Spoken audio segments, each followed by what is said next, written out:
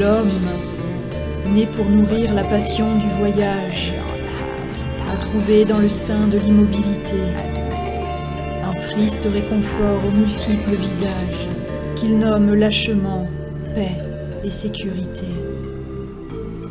Chaque jour, un peu plus, il se coupe du monde, regarde avec dédain, crainte ou étonnement le balai ténébreux des ombres vagabondes qui n'ont pas d'autre but que d'aller librement.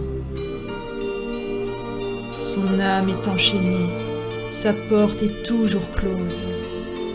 Il méprise le feu d'un regard différent et ne se souvient plus du parfum de la rose, comme des poésies de la terre et du vent. Il a perdu le goût des émotions nouvelles. Son frère est devenu un sinistre étranger.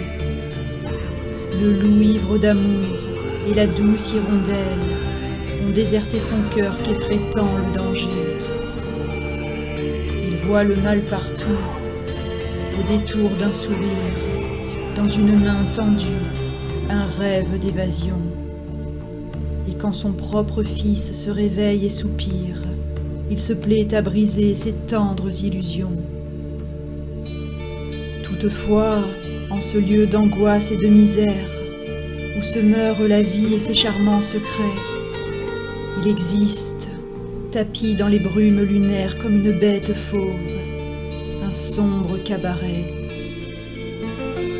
Derrière les hauts murs entourés de mystères, on entend résonner des chants pleins de beauté. Ce sont les dévoreurs de joie et de lumière qui effeuillent les fleurs de leur éternité.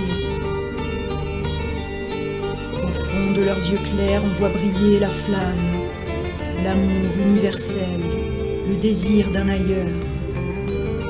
Dans ce cirque oublié se bousculent les âmes des êtres incompris et des grands voyageurs. Près de l'âtre, l'enfant invite le poète à peindre l'infini des monstres envoûtants. Tous les esprits voués à de plus nobles quêtes sèment des œuvres d'art sur la route du temps.